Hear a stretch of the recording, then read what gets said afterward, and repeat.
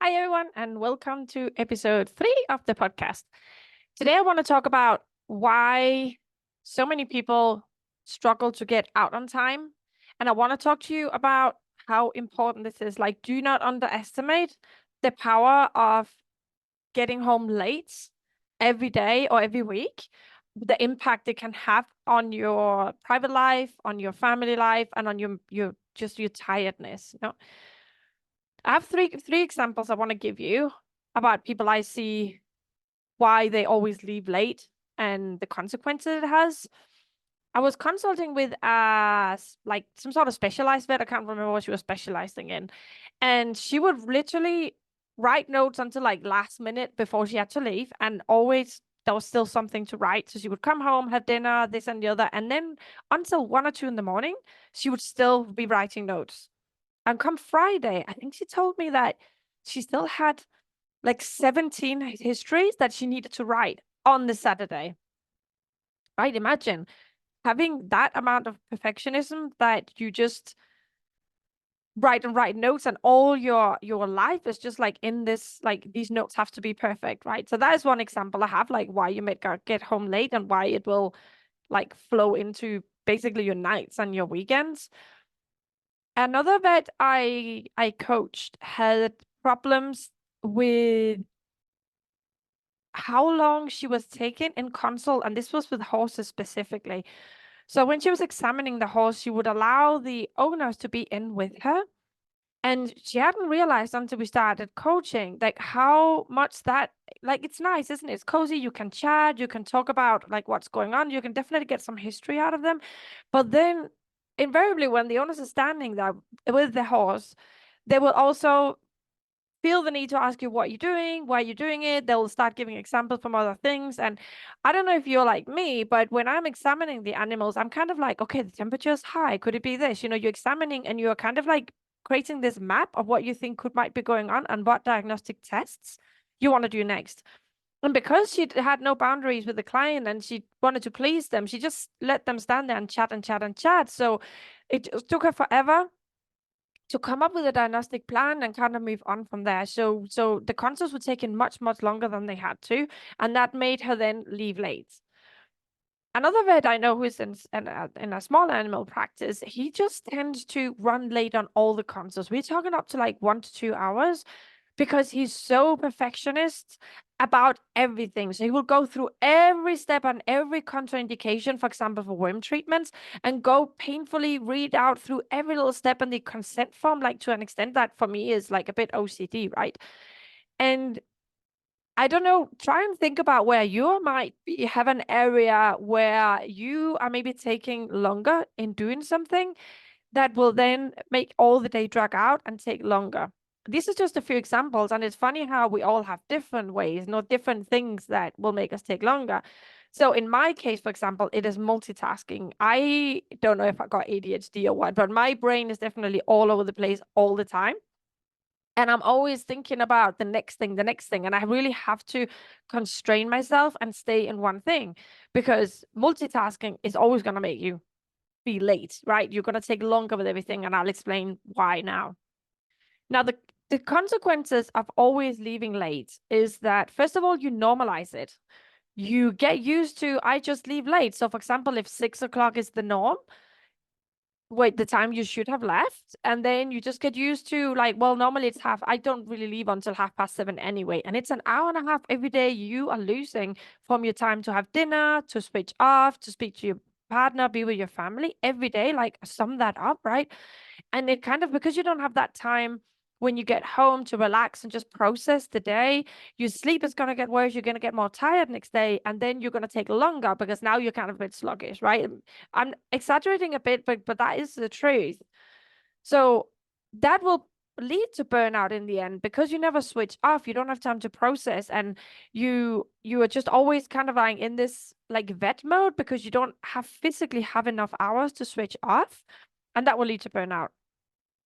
So yeah, so first of all, once you start leaving late, you get used to it, and then you don't even try to leave, let's say 6 o'clock, if that's the time you normally would have to leave, because now you're kind of used to it. You just get used to leaving later, and you adapt to this way of being, and you don't speed up, and you don't really see it as a problem until like much later when it's too late. When you leave late as well, your colleagues are going to get used to you leaving late because they know you're around, so they can just ask you a question. Oh, did you finish this prescription? Like people are just going to get used to you being there. And that will then make it longer and longer because now you can't sit down to write your notes quietly because the colleagues are going to ask you questions because you are there for them. So it's kind of like a ball that will keep rolling. It'll get bigger and bigger if you don't stop it. And if you don't want to fall out of love with vet med, you need to respect your time off, right? Of course, there's a day, typical Friday where GDV C-section comes in, and you're not gonna just leave them alone and not do anything about them or refer them to a hospital instead or whatever, no? But it's the day-to-day drag of leaving late and just kind of be so tired when you get home that you don't switch off properly and you don't sleep well, no? So what I normally do and I'm going to take you a bit through the process that I use to when I coach my clients that tend to do this. No, the first thing you have to ask yourself is like, why am I leaving late? Like, what is exactly the thing that makes me stay longer? So I've given you the three examples. So one is, for example, because I'm multitasking and I'm just jumping from job to job, never finish anything, and I want to finish at the end of the day. Another is because I write these crazy perfect notes that are like 17 pages and for some reason, I don't copy and paste anything. I want to have these over perfect consults where I explain everything in detail, even when it's just a prescription for a flea treatment. Like, like what is it? Or maybe I just let the clients chat forever because I struggle to set boundaries and I'm a real people pleaser. So now you know, like, what is the physical thing that's making you leave late? And now ask yourself, like, why do you do it? So in the case of writing, say, over perfect notes, what is it exactly you think that's going to happen if you reduce that? What happens if the notes are a bit imperfect, maybe has some spelling mistakes, or maybe are not so detailed? What happens if instead of make them so individualized or whatever it is unique you want to do, instead of that, you copy and paste part of it? And what if there's a little error in there? What's going to happen? What are you afraid of? So really questions your motives behind it. Or if you are so afraid that somebody will sue you that you feel you have to read out the whole prospect of frontline to them before you prescribe flea treatment, why is that? What is behind that fear? And do you really want to live like that? Are you a people pleaser that don't know how to set boundaries? Is that what's the problem? Is that why the consults take forever? Because you let them tell the whole story of their lifetime every time? I notice as well, like, as always in coaching, it's not all or nothing. So it's not that there's this specific clients where you have to write very specific notes because you just know they're gonna sue you. Those are the type of people. Or you have this, for example, I get these old ladies in that their husband just died and this dog is the last thing left of him and now I have to put it to sleep. Of course, I'm going to take time with this old lady. I'm going to make a cup of tea and we're going to have some time, right? If I can.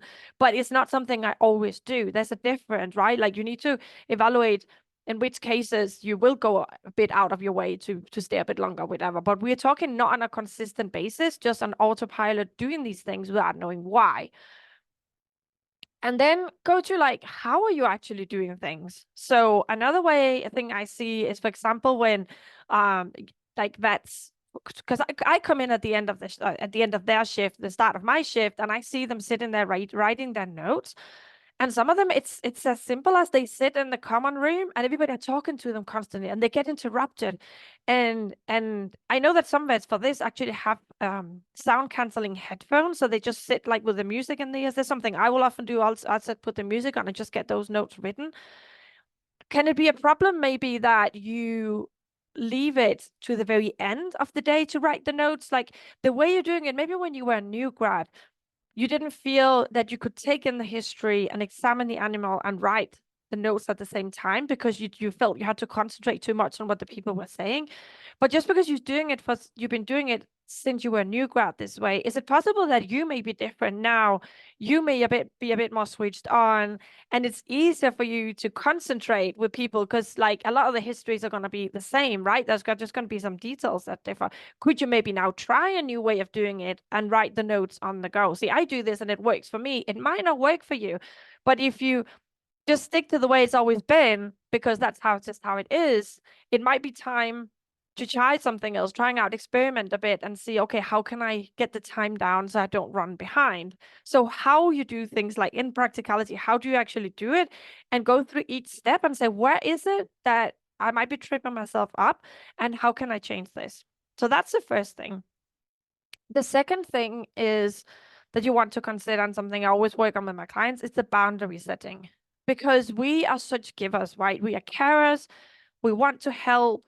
We want to do everything. We don't want to miss anything. We want to be as perfect as possible so nobody dies or gets more disease because of us. So we struggle sometimes to set boundaries because we just put ourselves so much out there. We struggle to set boundaries, first of all, for ourselves. So maybe instead of saying, like I said before, I have to leave at 6, and like that's just no argument, we just let that slide and we end up leaving at 6:30, then 7, then 7:30, and so on, right? So what boundaries am I setting for myself? Or what boundaries that I'm not setting that are leaving me to this, like leaving late? For example, a boundary for myself could be I cannot take more than 5 minutes to each note history I have to write. That could be a boundary, for example. Where am I not setting boundaries with the clients? Am I just letting them email me willy-nilly throughout the day and they expect me to answer back straight away? Because I've never actually set up kind of a way to do it. Like, I will answer you between this time at the end of the day, or you can expect an answer in 24 hours. Are they expecting you to call them back straight away as soon as you can? Or, like, how is the boundary you set up with the client?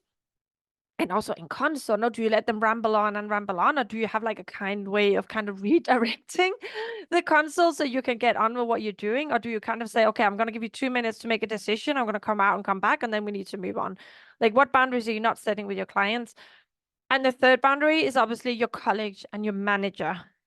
So if your colleagues keep asking your favors, do this, do that, can you do this for me? And they're just used to you doing it. That has to be you that stops this and set a boundary for how much you want and how much you can do in a day. And the same with your manager, right? You need to set boundaries, ideally from the beginning, but you can change and set them later if it's not working for you. But you're the only one that can set them, because everybody else are going to take everything they can from you if you don't set the boundary. It's not their fault. That is purely your own. And if your manager doesn't expect your boundaries, then you need to take it up. You need to speak to them. And then you might have to change job if they cannot respect your boundaries and your private life and your the time you want to go home, right? But you need to address it. You need to set them so people know where they have you. A third thing you want to look at is prioritizing and delegating. Just because you can do something, it doesn't mean you have to do it.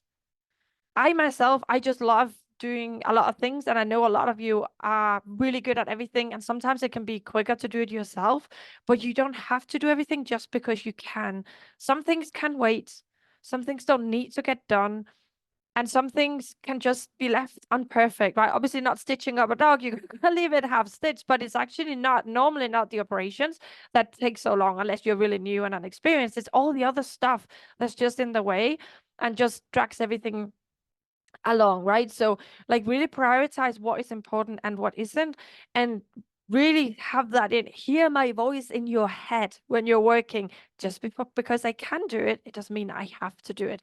For example, I'm really anal about washing. I hate seeing the washing accumulate, and so if the nurse is a bit behind or whatever, I will just put a washing on, which is fine, but it doesn't make me run behind. If it did, I would not do the washing. So question things you do or emails you answer from people that you don't have to answer, stuff that's not necessary. Like really prioritize, and where you can, delegate to someone who might be better at it than you, or someone who just has more time than you, or maybe it's something, for example, the washing, delegate to someone less qualified than you that cannot do all the work you can do, if you get what I mean. I'm not saying here abuse your nurses and care assistant. Obviously help them and wash and clean and as much as you can, but not if you're gonna make you leave much later. Teamwork, right? And the last advice I want to give you, that I also really, really think is important for us vets, that we see so many things and we are problem solvers all the time, is the multitasking. That is my big downfall, which is I definitely want to mention it.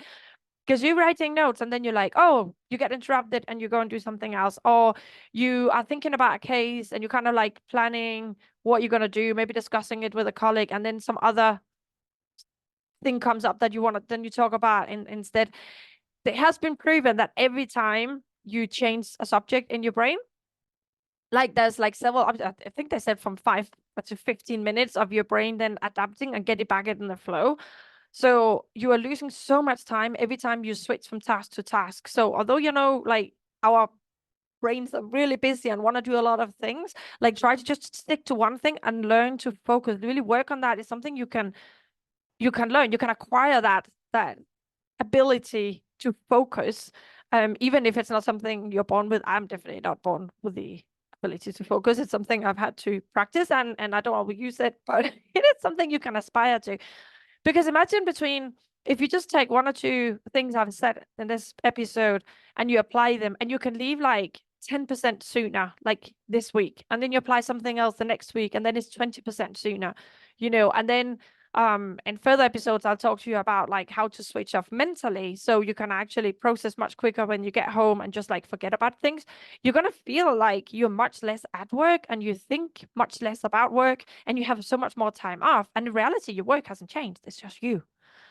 Okay, that was all for today. I hope that was really helpful. Let me know on social media or comment or review this podcast. Let me know what you think. And feel free to reach out and give me any subjects I can talk about and coach on the podcast. Bye.